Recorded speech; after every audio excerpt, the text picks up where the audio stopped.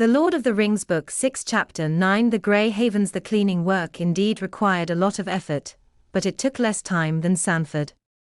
The day after the battle, Frodo took the road to Michel Delving and freed the local prisoners. One of the first people they found was Paul Frederica Bolger. When the mob smoked out the rebels, he was taken away, possibly led from their hiding place with broken bones beside the dreadful hills. After all, poor old marauder, you've done better to come with us. Setting Pippin, as they needed about 2 weeks to walk, he opened his eyes and tried to smile bravely. Who is this young giant whispering loudly? Not little Pippin. What size are you now? Then there was Libya, the poor thing. When they rescued her from the dark and narrow place, she looked old and thin. She insisted on limping out on her own. When she appeared, everyone welcomed her warmly, clapping and cheering. Leaning on the photo, but still holding the umbrella, she was very moved. But the news of Lotto being murdered broke her. She returned it to Frodo and walked towards her own people. Hard Bottle Breeze Belt. When this poor creature died next spring, Florida was surprised and moved. Used to help the homeless hobbits, because of travel, thus that field ended. Old Will Whitford said, I last longer than anyone. Don't fight, may be treated lighter than some. You need a lot of feeding before he looks like me. South Florida agreed to be a deputy, until Mr. Whitford was no longer cheap. The only thing he did as deputy mayor was to reduce the sheriff's functions and numbers to an appropriate level. The task of hunting down the last batch of villains was handed over to Marion and Pippin, and it was soon completed. The Southern gang, hearing the news of the waterfront battle, and the previous years, had a few survivors captured in the woods. Those who surrendered were taken to the border. Sam was very busy. When the mood and leadership appeared, hobbits could work like bees. Now there are thousands of volunteers of all ages, from young boys and girls in The Hobbit, to the tired, thirsty fellows from the lighting crew and the games. In front of you, not a brick was left standing of any house, or anything anyone built. The shark was a man. A large amount of goods, food, and beer stolen by the gangsters were found in the shed, resulting in better chairs than anyone had hoped for. One of the first things to be done in Hobbiton, even before removing new posts, was to clean the hill and the back end and repair Bedford Road. The new sand in front was leveled and made into a large sheltered garden. The southern-faced dog's new home was back in the mountain. The chief restored to the third place, who was in better condition. Some discussions were held about the new name. War Garden was suggested, or Smile Garden, but in the wise Hobbit way, it was simply called New Row. To carry out Chucky's orders, they were recklessly cut down in the showers. Sam was most saddened by this. On the one hand, such damage would take a long time to heal. Then suddenly, one day, he had been busy for weeks, with no time to think about his adventures. Do you remember Galadriel's gift? He took the box out to show to other travelers, now everyone called them that. It was filled with soft, delicate grey dust, with a seed in the middle like a seed. What can I do with this kit? Throw it into the air on a breezy day, and let it do its work, Pip. What? Shazam! Choose a nursery site, and see what plants grow there, Saint Mary. But I'm sure the lady doesn't want me to keep all this in my own garden, now with so many colts. Sam further said, use all your wisdom and knowledge, then use this gift to help your work. There's not much here. I hope every rain has its value. Shazam planted saplings everywhere, especially in places where particularly beautiful or beloved trees were destroyed. Then he put a precious dust particle into the soil of each tree root. But if he paid special attention to Hobbiton and Bywater, no one blamed him. Finally, he found himself with a little dust left, so he went to 3 Farthing Stone and threw it into the air with his blessing. 2. Andy wondered what would happen. He tried to be patient all winter and restrained himself from walking around to see if anything happened. Beyond his wildest hopes, history began to sprout and grow as if time had rushed by, wishing for a year. Sleeping for 20 hours. A beautiful sapling rose on the party ground, with silver bark, long leaves, and flowers blooming in April. Indeed, a man above, it was a miracle for the neighbors. Known for its grace and beauty far and wide, people would see the only man west of the Eastern Mountains, and one of the best in the world. In total, 1420 was a wonderful year. Not only for the new era's fine sunshine and delicious rain, but also perfect measures. But they seemed to have more things. Anything from abundance and growth. All the children born that year entered golden hair. The fruit was very plentiful, with young hobbits early on thriving on strawberries and cream. The stone liked. Called it a pyramid or conqueror's heap of skulls, then they continued. Everyone was happy except those who had to move grass. In South Farthing, the vines were leading, and the leaf yield was also amazing. North Farthing of barley was good, but the 1420 vault beer was long. Inside. A generation of trust. One might hear an old man at dinner. Chapter 1420. Sam first spoke with the Cottons using rod.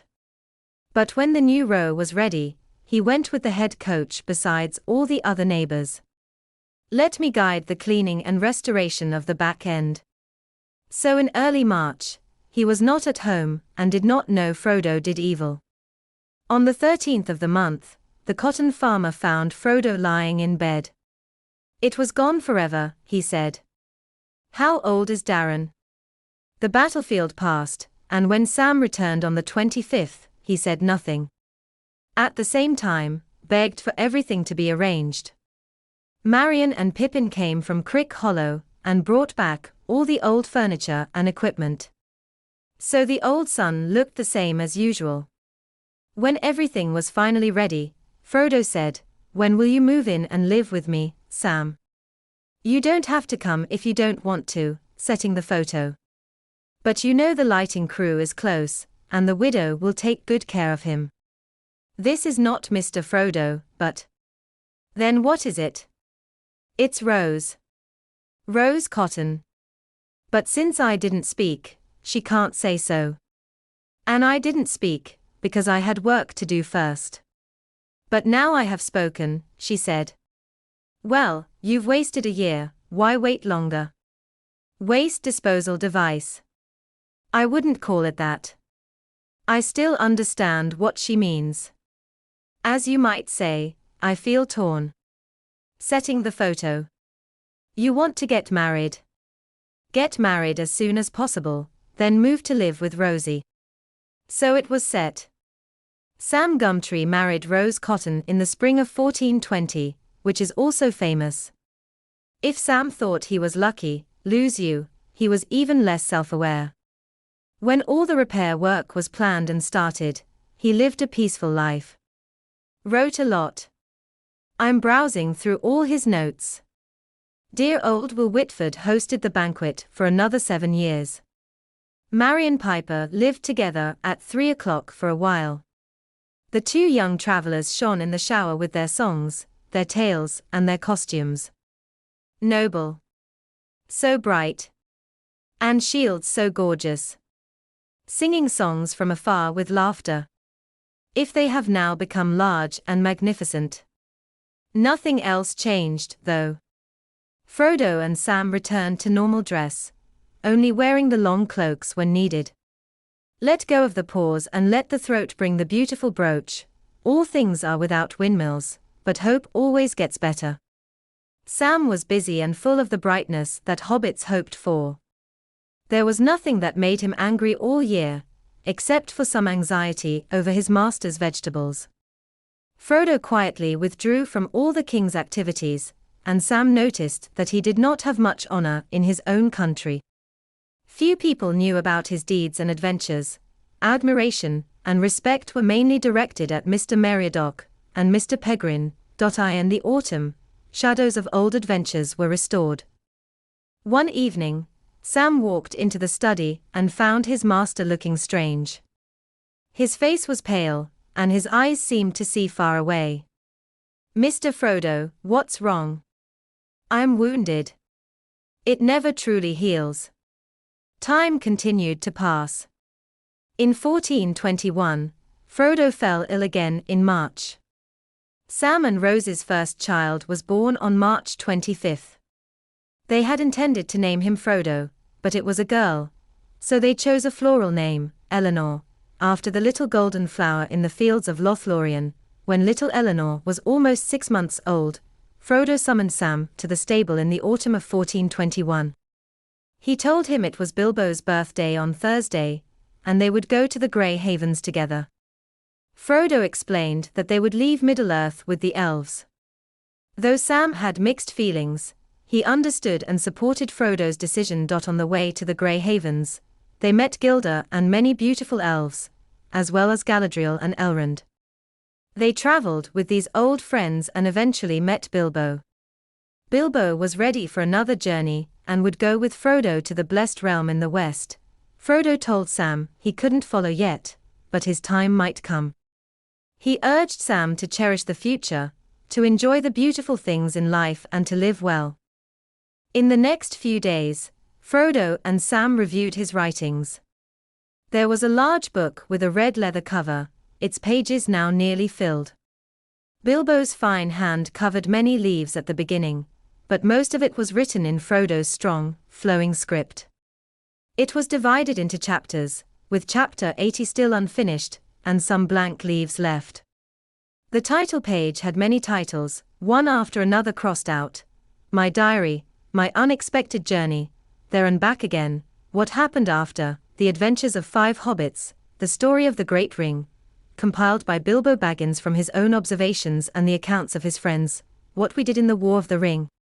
Bilbo's hand ended, and Frodo wrote, The Downfall of the Lord of the Rings and the Return of the King, as Seen by the Little People, being the memoirs of Bilbo and Frodo of the Shire, supplemented by the accounts of their friends and the learning of the wise, together with extracts from the Book of Translations from the Elvish, by B.B.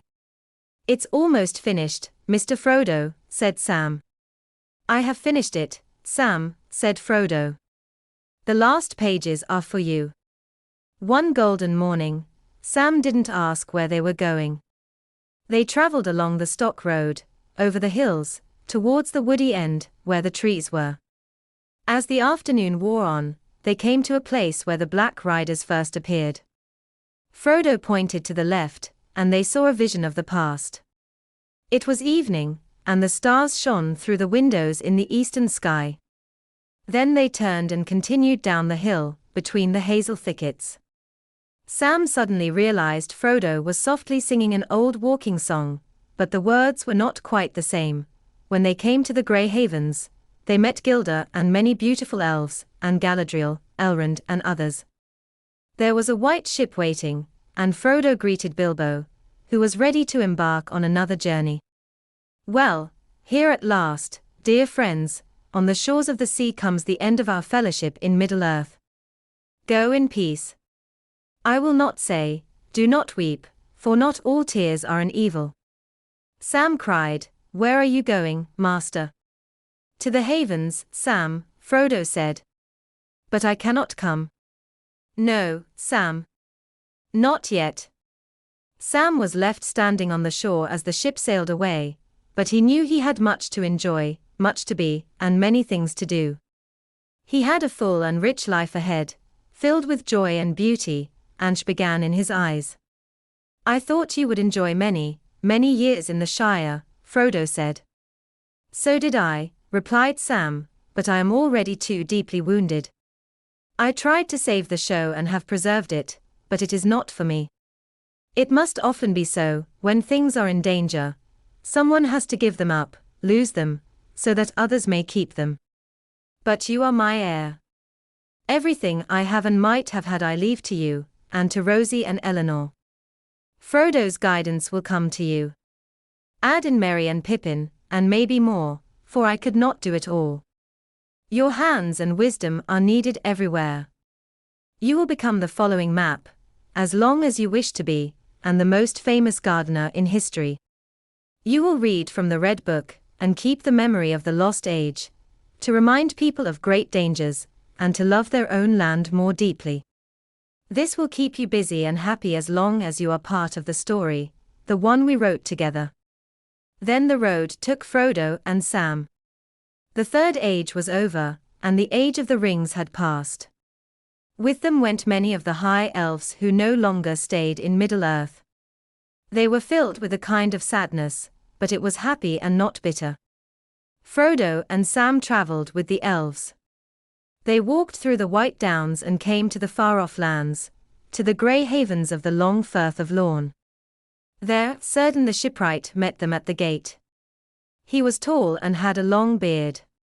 He looked at them, bowed, and said, "Everything is ready now." Then he healed them and sent them to paradise on a white ship. A figure in white stood beside a great grey horse waiting for them. Frodo's soul could now openly possess the third ring, Narnia, with a stone that sparkled. Those who were to go were filled with joy. Gandalf would also sail with them. Sam felt no sadness within. Though parting was painful, what saddened him more was the long road home alone. The elves boarded the ship, ready to depart. Frodo said, "You tried once to let us slip away, but you failed. This time you almost succeeded, but you failed again."